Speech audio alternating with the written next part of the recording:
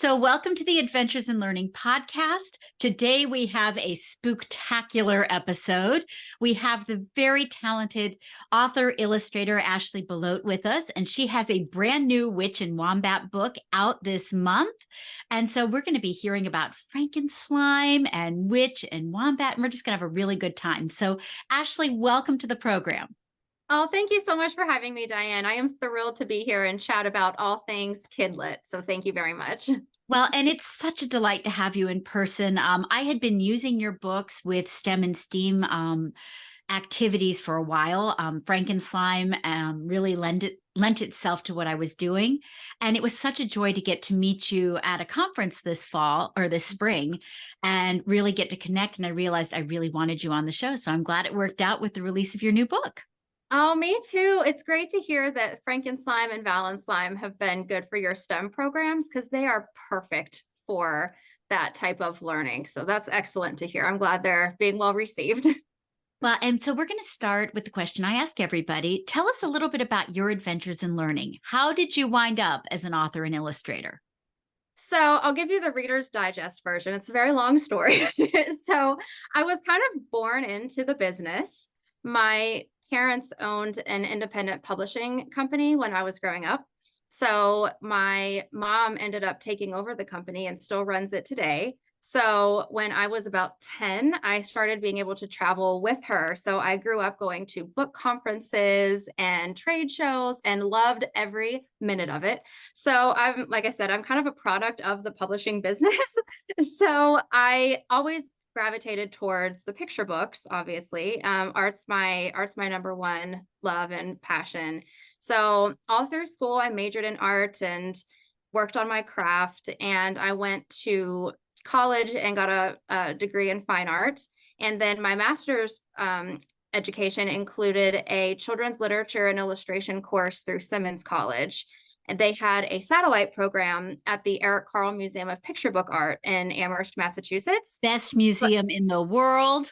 You are so right. And I got to study there. It was absolutely enlightening. It was so inspirational. And I was surrounded by the best of the best all the time. So that's where I really made the decision that, okay, picture books is where my art style fits the best. It's what I am most passionate about, is drawing art for kids, specifically to make them laugh. Humor is kind of my lane. So throughout all of that education, here I am and loving every minute of it. It's a true blessing and joy to be able to make money doing something that I love to do as a career. So. Well, that's wonderful. And I want to talk a little bit more about the Eric Carle Museum. Talk about that program. What did you learn? Who were you working with? So my instructor was Megan Dowd Lambert. She is fantastic. She is also an author, and she has this program that she's developed called the Whole Book Approach.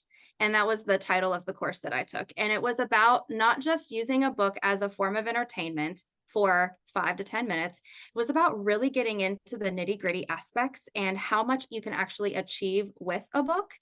And it was interactive. It is teaching kids to comment on the book, ask them questions, engage them in conversation. And it just takes it past entertainment into a world where they can develop ideas and thoughts for themselves and really use books as teaching tools, along with, of course, being a level of entertainment. So it was really neat to see that perspective, because you don't typically hear about that if you're not in this business. There's no reason that you should, but it was just a really unique way to look at, in my opinion, the whole world.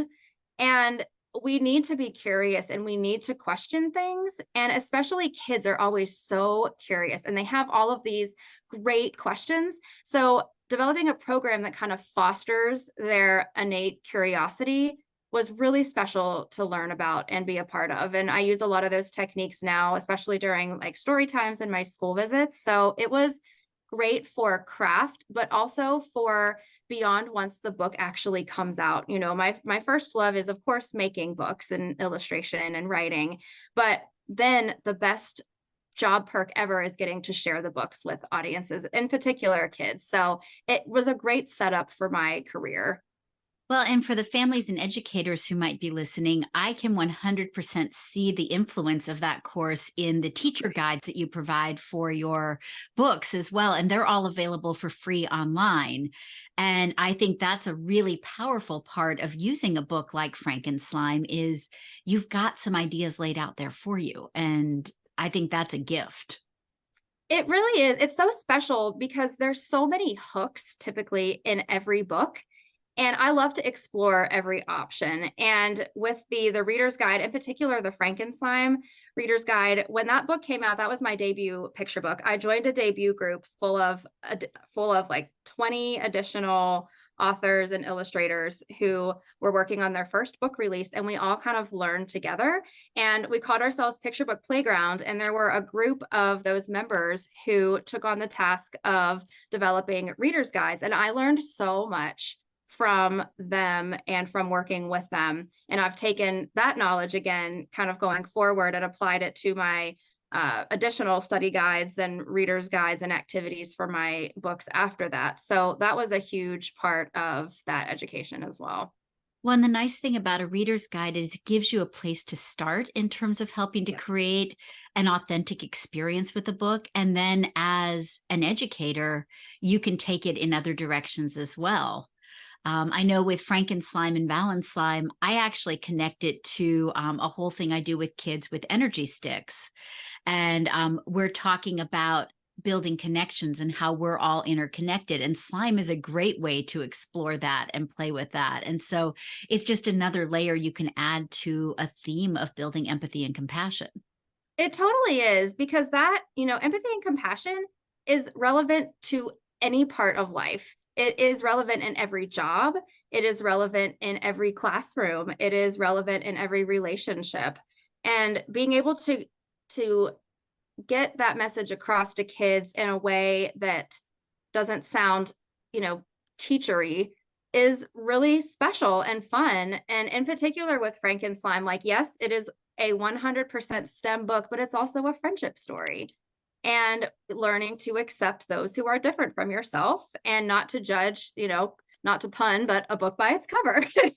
So there's so many great things that I learned from working on that series. And I'll tell you, the first time I read that manuscript, I was like, this book was pretty much written for me to illustrate it. It was like the whole universe came together at the right moment. And I was absolutely thrilled to get to work on such a special project.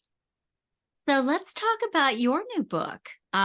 Witch and Wombat is out this month. And tell us about it. Share about the book. What inspired it? What do you think is the most special part about it?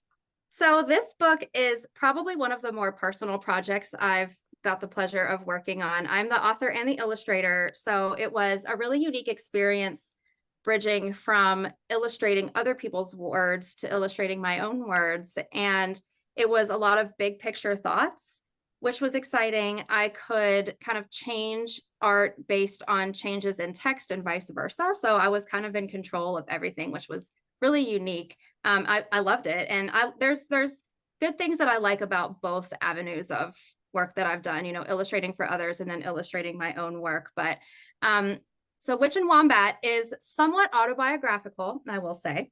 So Wilma the Witch is kind of based on myself. As a kid, I spent pretty much my entire childhood asking for a cat, but we couldn't have one because my mom was allergic. And it's really hard for a kid to understand that. It's like, sneezing is not that bad. So if you have to sneeze, it's okay, Sure. So yeah, but I grew up in Terra Alta, West Virginia, and I was surrounded by wonderful outdoor spaces. And we had, fortunately, a lot of, wild animals that I could see. I couldn't necessarily touch them, but, they were kind of my like pseudo pets, I guess. But I always drew cats, and my mom made me a cat print jumper that I wore like as many times as I could during kindergarten. And I still love cats so much. So the story is about Wilma the Witch, who is, like I was, super excited to get a cat. There's some images that she has painted in preparation for her new feline sidekick. So she does all this wonderful prep work. She gets the room ready. She has a little area for the cat to sleep and play. And so she heads to the pet store after making all of her plans. And when she arrives, they're sold out of cats. So she has to have a wombat instead. So it is all about learning to adapt to a changing situation and learning that sometimes things don't turn out how you want them to. They can be even better. So like I said, the whole story is kind of loosely based on me, but the special thing that I got to do was in the art. So this is the back cover. And you can see here, there's a little line drawing of a cat that, Wilma, that's the witch's name, that Wilma's drawing on this sign here. And this is actually a cat that I drew when I was about 5 that my mom had just kept in a bunch of Oh, kid stuff. So I scanned it in and then traced it over and was able to put that on the back right there. So there's a lot of, little Ashley in here too. oh, that is so fun. So would you be willing to read a couple of pages to us? I would absolutely love that. Okay. It is story time. So just for anybody watching, whenever you first open up a book, these are called the book's end papers, and they can give us a lot of clues as to what the book will be about. So and during my story times, I will ask the kids, like, what do you see here? And they can point out, and I'm actually getting ready to do one of my first events with this book tomorrow. So I'm really excited about that. So we have the end papers, and then we have the publisher page and the title page. And Wilma getting super excited for her feline friend. All right. Wilma the witch could not wait until tomorrow, because tomorrow she was finally getting her very own cat. She had planned it all out. The flights, the potion brew sessions, poof, the casting of spells. But when it was finally time to meet her perfect pet, a wombat, but I ordered a cat. We just ran out of cats. We have a wombat for you to enjoy. Everyone else brings cats to school. Cats have been friends to witches for centuries. What a catastrophe. You now have a wombat. They are just like cats. Sort of. Okay, wombats don't play with yarn. They prefer burrowing for fun. Wombats don't have a history of being lucky. Wombats produce cube-shaped poop. Oh, what? They use those cubes as signposts to track their paths and mark their territory. Also, they don't use the litter box, so watch your step. Wombats are bigger than cats, so they can't hide behind you. And wombats have small tails, so they won't be grabbing onto any broomsticks. Maybe no one will notice. Do. What a fun story. And I hope that teachers and families will either go out and buy it from their local independent bookstore or check it out from the library, because it's a great one for Halloween. Yes. And if anyone out there wants to order a signed copy, I have partnered with my local independent bookstore. It's called Main Street Books in Davidson, North Carolina. And so if you order from there, you can type in the comments that you want it signed. It's about 10 minutes away from me, and I go there all the time. So I have quite a nice book collection because of this store. So Excellent. Yeah. You can see behind me that my book collection is a little out of control right now, too. yes, we are kindred spirits in this respect. So, talk about your art process a little bit. When you go to do a book, what are the things that you bring to the process? I bring a lot of trial and error.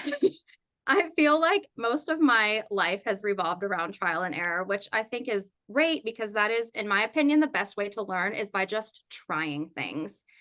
I typically start with a character image in mind. I'm a visual learner. I see a lot of things in my head when I'm reading, and like everybody does, but it's hard for me to really kind of communicate well without using visuals a lot of the times when I'm working on creative projects. So I have to see a character drawn out before I can write about them. So in Wombat's case, this book has been, I actually got this book idea back in 2013 when I was doing my program at the Eric Carle. So this book is, close to me for multiple reasons, but it's also close to me because I've kind of developed myself along with this story idea. It started out as an adult witch, and through my, practicing of my craft and taking classes and learning, changed it to a kid. My agent helped a lot. And it kind of evolved over time. But before I started writing anything, I got the idea witch and wombat, and I immediately drew out a witch and drew out a wombat. And now they are real. Now they can be written about. Now they exist in the world. So I will always start with a character sketch. The character might change. Typically you go through, again, lots of trial and error, lots of character model sheets where you draw your characters multiple ways, doing different things, using different expressions to get to know what they look like physically. Because one of the most important aspects of being an illustrator is keeping your character what's called on model, which means it looks like the same little girl on every page, or it looks like the same elephant on every page, so that kids can see that, because kids are very visual and they've got to see that consistent kid. So I will practice the character and kind of get the character to where I want it. And then I will start the writing process. Typically, my writing is inspired by things that I want to draw the characters doing. So I really, really, really wanted to draw this wombat trying to ride on the back of a witch broom. And I really wanted to draw the wombat trying to perch on a cauldron. And so these kinds of things kind of, helped me develop the story, in the sense that, okay, so this witch has a wombat. That's not her first choice. So what's the story now? How did she get the wombat? What does she do after she gets the wombat? And then I'll draw a little bit more. Here's that, the image I was talking about of the wombat trying to perch on the cauldron. It just, the wombat just doesn't get it. It's not a wombat's forte to be a sidekick for a witch. So, yeah, so I'll work back and forth. I will develop some story aspects, and then I'll typically get stuck at some point, like so many writers and illustrators do. So when I get stuck, I don't force anything, because it won't be authentic or correct, and I'll just have to fix it later. So I will just kind of, leave it be, go draw for a little bit, draw them doing something else. And then that typically kind of gets my brain refocused, and I can solve my writing problem. So I definitely ping pong back and forth and develop the story when I'm author illustrator, develop the story along with the illustrations. Very cool. And then when you're illustrating somebody else's work, you get the manuscript and you have to sort of figure out how to bring those characters to life. Right. Yeah. It's really a different type of process. It really is, because they have done, they've done their part, and it's like handing off a baton. It's like, okay, this part's done. Now it's your turn. So it's a really special process to be a part of with somebody else as well. And you don't often get to talk to the author in that case, right? It's the editor who is the intermediary. Yes, that is a common misconception, which, again, if you don't work in the publishing industry, there is absolutely no reason that you would know this. But and when working in the large publishing houses, they do keep the author and the illustrator separate. So with Frankenslime here, the author of this book is the very talented and amazing Joy Keller, and she is fantastic. Her writing is perfect for illustration, because she gives enough detail in the writing to make it an interesting read, but she leaves it open enough for an illustrator to come in and bring in some of their own concepts and ideas. So yes, they spell out a lot of it for you, and they keep you separated because they don't want you to influence each other creatively one way or the other. They want you to just bring your authentic ideas. And then after about, a couple rounds of sketches, then they'll show the author the sketches if it's two separate people. So it's a really unique process. I come from the independent publishing world, where I used to be hired directly by authors, where that was very much a collaboration type of process. So to make the shift of not talking to them was really different. I honestly, I feel like I'm pretty easy to work with. So I work with myself just fine. And so I don't mind, just kind of doing it on my own or doing it with somebody else. But we did actually get to do a presentation together. Joy and I did. We got to do a little presentation, and it was so funny because we each told some behind the scenes stories that the other one didn't know. So Oh, I love that. Yeah, it was great. Honestly, I feel like halfway through we were just talking to each other. I was like, oh my gosh, I had no idea. So tell me, it was such a great conversation. So I it's bet that was a fun panel to listen to. it was a blast. We were rolling. She's really, really funny. So we had a great time. Are there more Frankenstein books coming out? As of right now, it is Frankenslime and Valenslime. And I'll tell you, with Valenslime, the sequel, this was my first time really working on a sequel to a book. So I, had already developed the characters, but it was a manner of like making the compositions inside be completely different in terms of their layouts than the first book, because you wouldn't want anything to be like repeated. So, and with Frankenslime and Valenslime, the whole stories take place in Victoria's house. So there's not a ton of scene changes, which is why I like to bring in what's called like the imagined space. So this is, we haven't left Victoria's house. This is the imagination realm of her slime experiment that we kind of get roped into. So this, again, this whole process of working with characters across two separate stories, again, fantastic learning experience. So That's wonderful. So, question for you. You also have a book that features an elephant as the main character, because I do. have that elephant Yes. currently sitting on my suitcase. Ah, fantastic. Yes. Can This you is tell us a little bit about Luella? Yes, this is Listen Up Luella, and this was actually my very first author illustrator picture book. And it came out with Macmillan last year. She just turned 1 back in June. So happy Happy birthday, Luella. birthday. Yes, she did really great. But this book is it. I grew a lot with this. I feel like I always grow in different ways with books, but this one in particular, it being the first picture book that I wrote and illustrated, it was really a fundamental learning experience. I got to be involved in font choices, and it's kind of all on you at that point. So but this is about Luella, and she is heading to Roar Scout Camp. And when she arrives, she is a little bit too excited, so she's not listening very well. So there's no taking turns or waiting in line or sharing. And because of this behavior, she misses out on an important invitation. So when that happens, she has to stop and learn that if you actually do stop and listen, then you and your friends can have a lot more fun together. That's wonderful. Yes, it was a special one to work on because there's so many animals. Oh my gosh, like there's so many animals in this story, and I love drawing animals and giving those types of characters unique personalities. So I spent a year drawing these little tigers and all these birds. I love drawing those little birds. They're hilarious. You can put so many jokes in with these animals. So it was really fun too. And a throwback to the pets you never got to have. Yes, these are now my pets. I have finally achieved being a pet mom in my books. I love that. So, thinking back, as a child in the publishing industry, were there particular authors and illustrators who influenced you as a kid? Were there books that you remember were those books you connected to? Yes, I was a huge fan of the Little Golden books. In particular, Pokey Little Puppy. I learned how to read using that book, and I actually really remember doing that.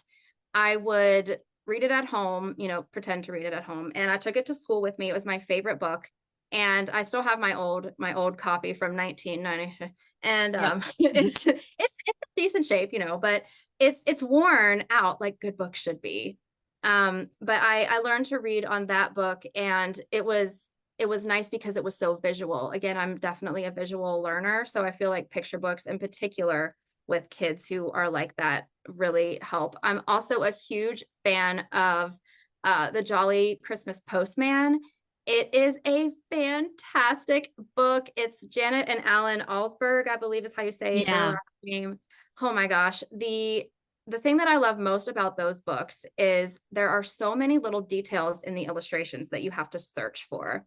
And I knew, as I was developing my art style, that I wanted to be that kind of illustrator and hide as many little details as possible so that kids will have to like search and be like, oh my gosh, I didn't see that the last time. So those, the heavy visuals and the little details really inspired me and informed my career now. I remember the Jolly Postman well. In fact, I do a lot of Beyond Ever After working with fairy tale STEM and fractured fairy tales. And I loved that one as an educator because with the letters and everything else, it gave you a platform for writing, a platform for creative problem solving. And you're right, the visual details were just incredible. They really are. And again, see, there's so many hooks with that book, and you can get so much out of it.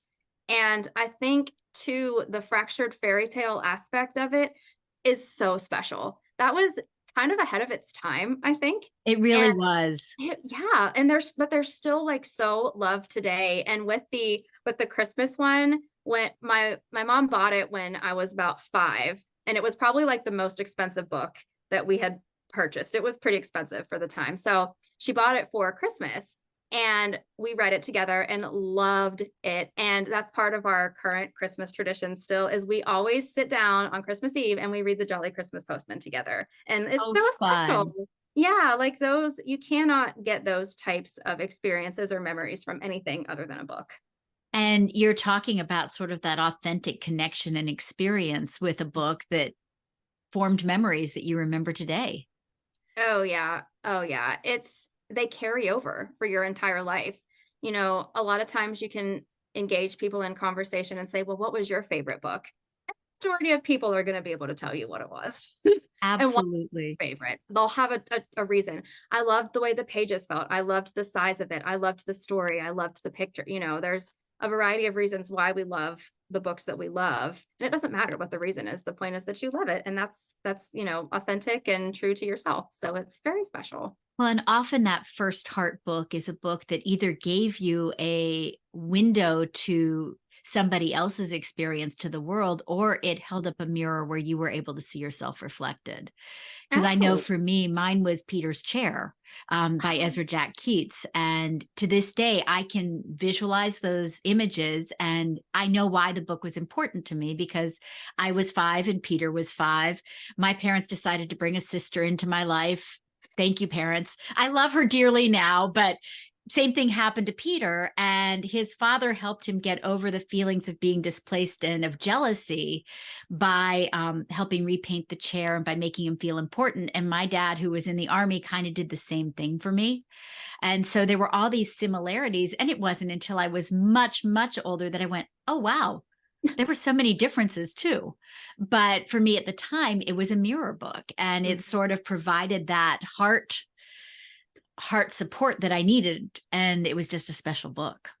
Oh, yeah, and they come to you at the perfect times. That was the perfect time for that book to come into your life, and it shaped part of who you are now. Like, they really do have lifelong educational values, and they help us grow as people, I think.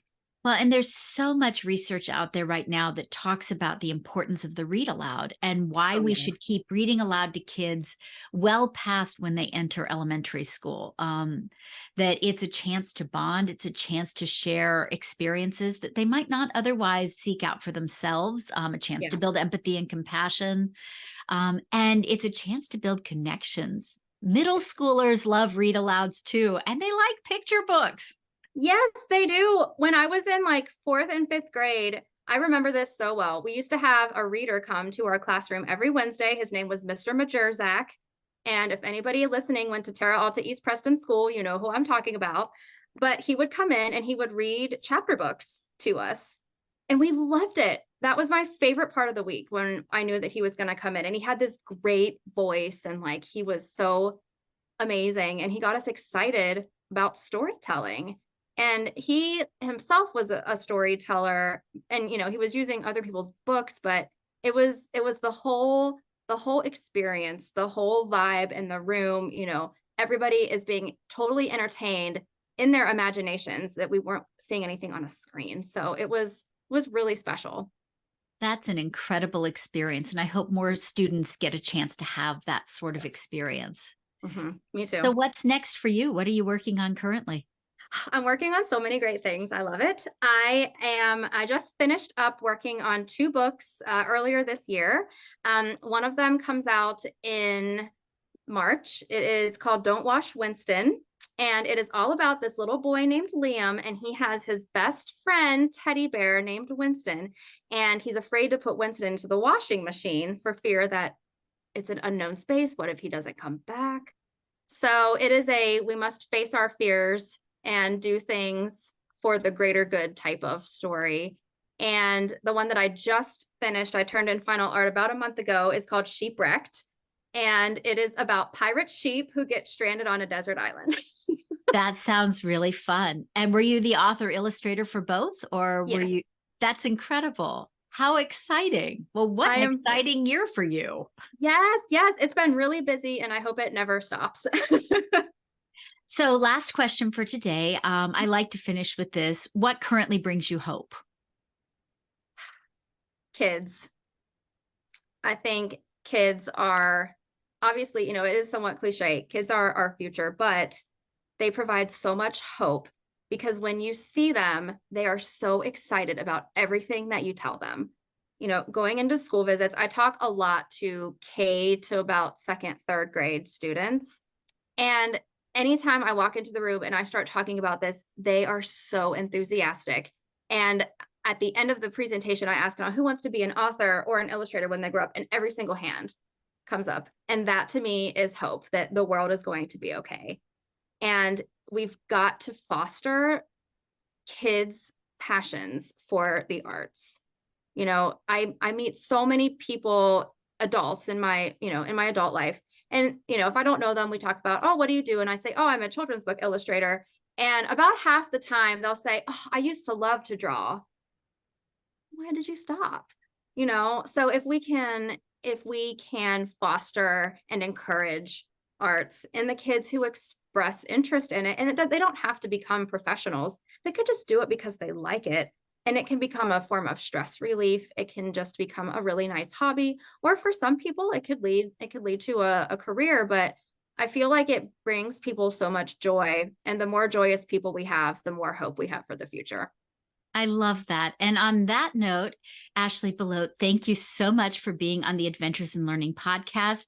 I will include contact information in the show notes so that people can reach out to you, that they can purchase Witch and Wombat and get a signed copy from your independent bookstore. And I hope we have you on later next year when you have your new books out. Oh, I would love it. Thank you so much for having me. This has been fantastic. I really appreciate it.